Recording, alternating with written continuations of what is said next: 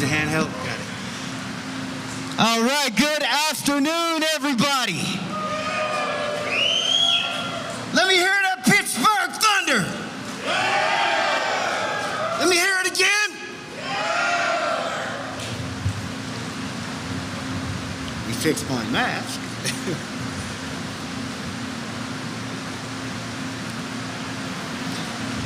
My name is Stephen Kelly. I am a proud and strong member of SCIU 32BJ.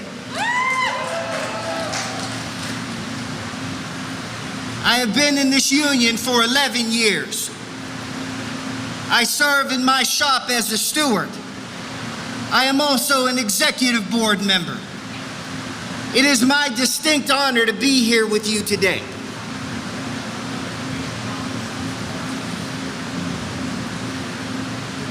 You know, also I work here in the downtown Pittsburgh area. I am a frontline worker, and it is sad that African American workers must come to work in a COVID-19 pandemic. We have to show up and do our jobs just like nurses and doctors. But the virus hit us differently. We are more susceptible to COVID-19. For some of us, security officers or cleaners, we lack proper PPE, layoff protections, and hazard pay.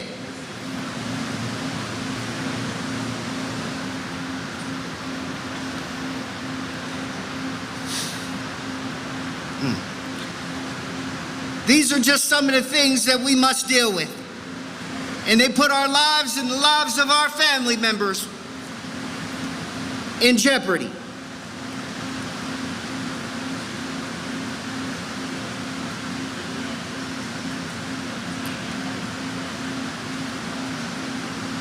I am also honored in my shop to stand up. Damn it. Excuse me.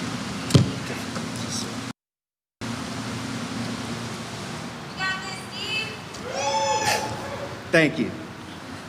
I am also honored in my shop to stand up with my brothers and sisters when there's a sickness due to COVID-19, to make sure that they are taken care of, to make sure that they are paid when they are not at work. I have seen firsthand how the union changed my life. I have seen firsthand how the union has changed the lives of others. And I am here to say that the fastest way for a poor person to get into the middle class is through the security of a union.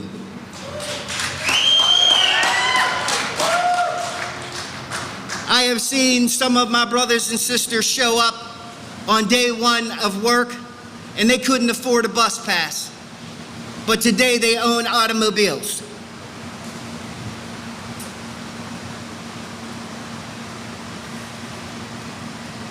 I could tell you hundreds of stories like that, but I know a leader who will protect the working class and is committed to lifting up working people out of poverty by strengthening our unions, creating more union jobs, new training programs, bringing our communities of color into the trades. And so, it is my distinct privilege to introduce to you my friend. And I call him my friend because I know a labor leader when I see one. A man that we can count on. A man with a plan to protect and support people so that we may enjoy the dignity of work. Our future president, Mr. Joe Biden! Come on, Joe!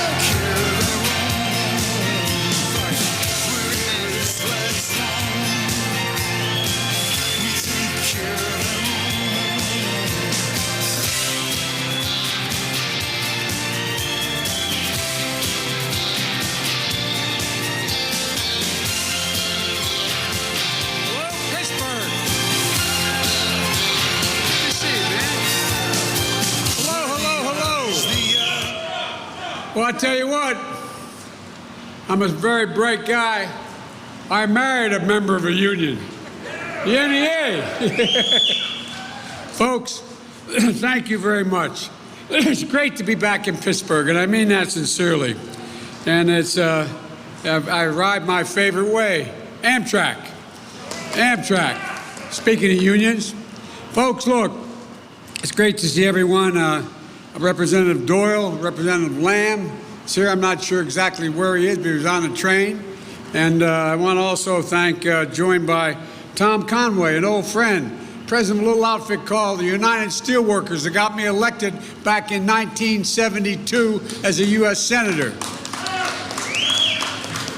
And by Denny Flora, by the way, a teacher and a ball player, a husband, a dad, and really took a big jump. He actually did an ad for me, making me famous.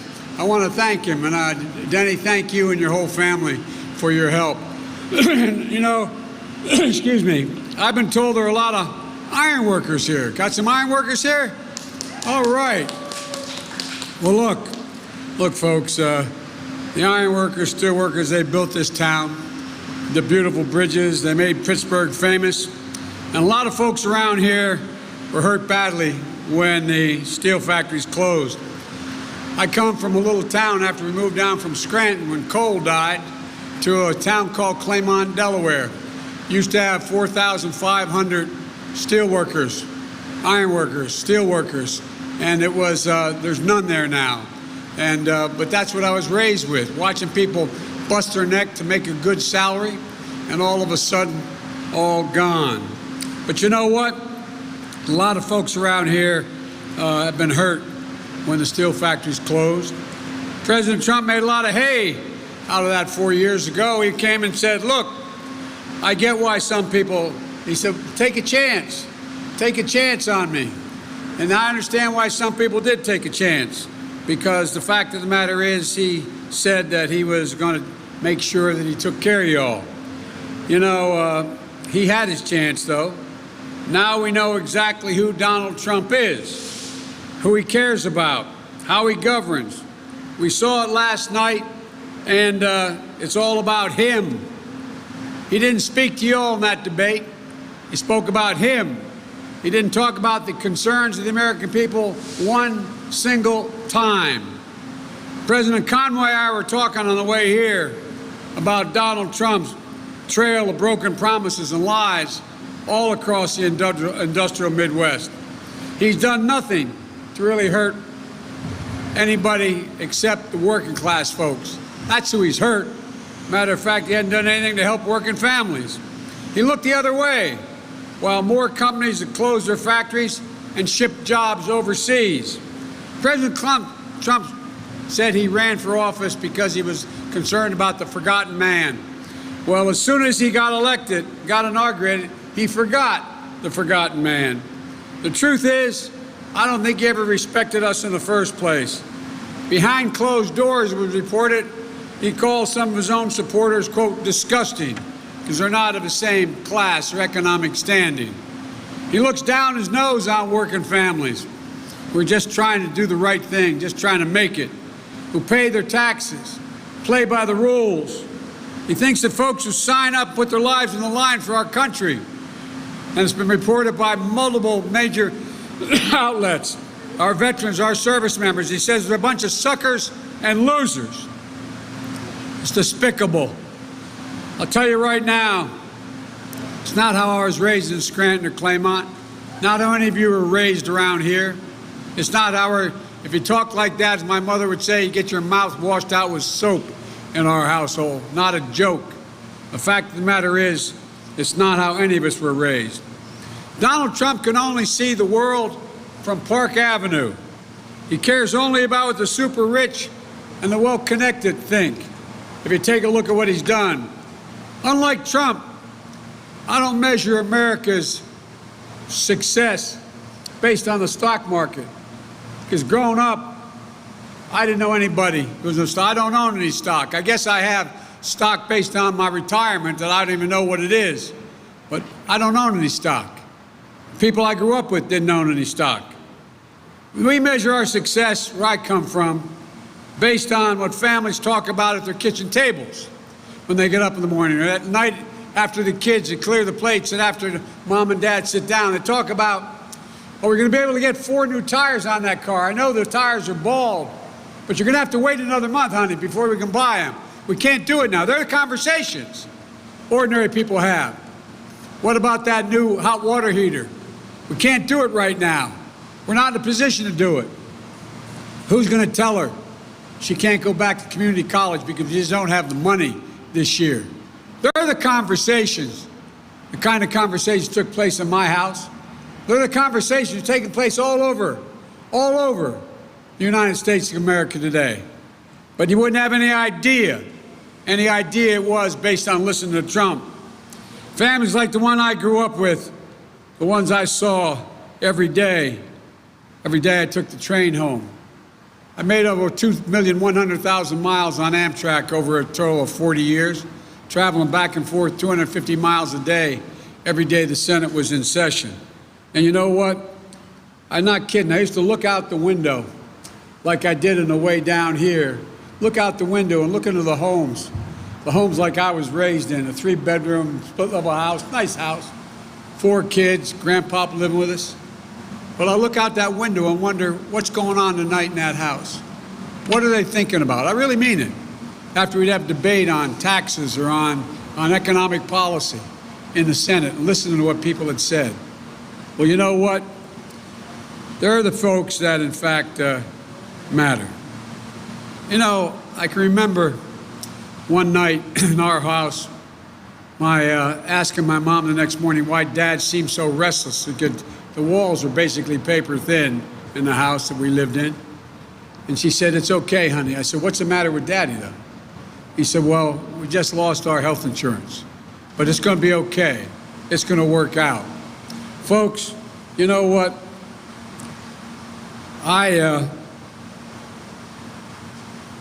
For me, health insurance is personal. I guarantee I'm going to protect and you have, thank God, good private health insurance with your unions. A lot of people don't have it. 10 million people have already lost their health insurance because of lost jobs and their companies have gone out of business. And now he's going to go to court right after the election is over to try to do away with the Affordable Care Act, costing literally over 100 million people who have pre-existing conditions. Now they'll be able to charge more. If you're a woman, you're going to be able to be charged more again just because you're a woman for the same service that a man receives. If you're a pregnant woman, it becomes a pre-existing condition. So much is at stake. So much is at stake here. I can remember thinking to myself when I got elected to the Senate, right after that, I was down in Washington before I got sworn in, and I got a phone call from my first responders in my fire company saying a tractor trailer had broadsided my wife and daughter and killed my wife, killed my daughter. And it took about 2.5 to 3 hours to get my sons out because of the jaws of life, because they were trapped in the car. I remember thinking after the fact, what in God's name would I have done had I not had health insurance that could take care of them and all the ancillary things that followed? And then when our son Bo came home from Iraq after spending a year as a United States major in the United States military, volunteering to go, diagnosed with terminal cancer, stage 4 glioblastoma.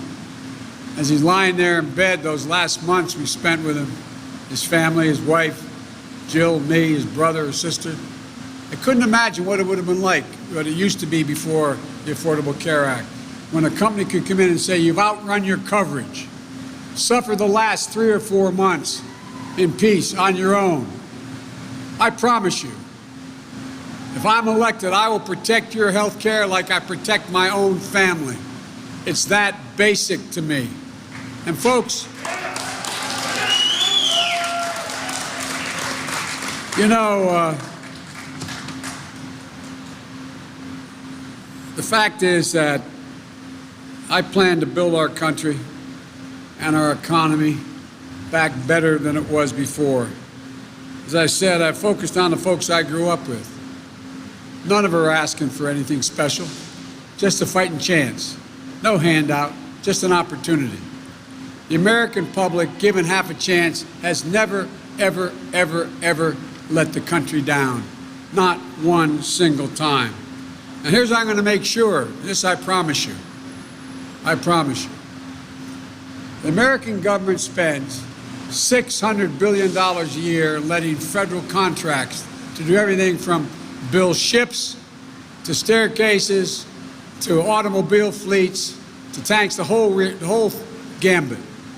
I'm going to make sure that every single contract let by the federal government has to be let to someone who makes it all in America. All in America. The entire supply chain. Not a joke. Not a joke. All made in America. And we're going to be able to do that in a way that's never been done before. When I'm president, the fact of the matter is, I'm going to end President Trump's tax giveaways. The companies that outsource jobs. Just since he got elected, instead of offering incentives to companies to send jobs abroad, which he's done, I'm going to change it, penalize companies that send jobs abroad, and give companies a tax break, a 10% tax break for them bringing jobs back home. I'm going to finally get control of this pandemic. It's stolen more than 205,000 lives and climbing. 205,000 lives, it's estimated, unless we change something quickly. Between now and the end of the year, there'll be another 200,000 Americans dead. If that occurs, the loss of 400,000 lives in America in 1 year is more than all the lives lost in World War II in 4 years. It is absolutely a travesty. And by the way, as his director of the CDC said, if you just put on a mask like you all have, we could save 100,000 of those lives between now and January. Folks, look, the businesses your businesses are being closed, your schools aren't back to normal because Donald Trump hasn't done his job. He hasn't pulled Congress together to get a real compromise, to get something done. And the House has already appropriated the money to help businesses stay open, to open schools safely, to be able to allow them. Guess what? You know, initially, FEMA decided they were going to supply masks as well as additional for both teachers and students in school openings. Know what the president said? No, don't do that. It's not a national emergency. We shouldn't spend money on that. Folks, the fact is that not only are we going to guarantee your health care, we're going to lower health care costs. The president had an opportunity. We urged him. All you got to do is make sure that we change the law that says that Medicare can negotiate prices for all health care products, all prescription drugs. That would lower prices dramatically. Under my proposal, which they pointed out would save the American taxpayers a lot of money, we're going to make sure that you not only have the care you had before in terms of the Affordable Care Act, but we're going to lower prices for drugs by close to 60%. Any new drug coming on the market going to have to go before a board of 25 leading experts on medicine, set the price for that drug at the outset, that you make a significant profit, but you can't gouge people. And once the price is set, you can't raise that price at all other than the price of medical inflation.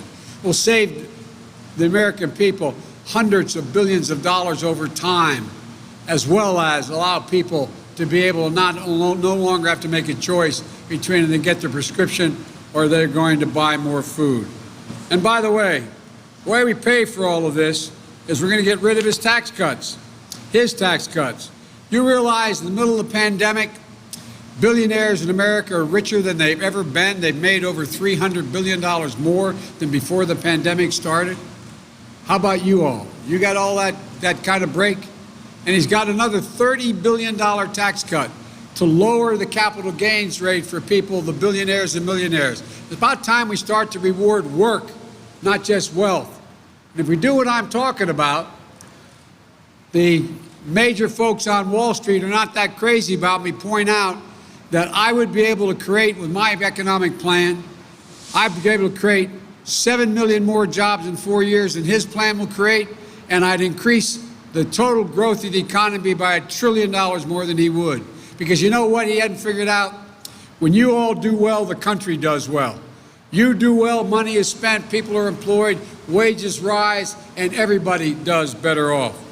Well, look, the fact is that, as I said, this election about Park Avenue versus Scranton, Park Avenue versus Pittsburgh.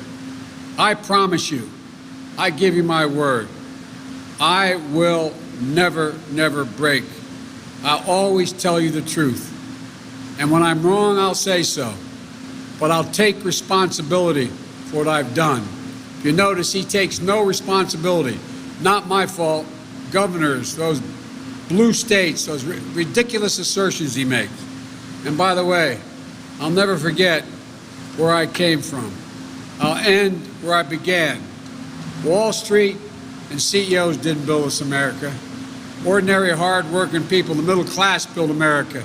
And unions built the middle class. So thank you, thank you, thank you. God bless you all. And we're going to take this home. We're going to change this country. Take it back. God love you all. Thank you.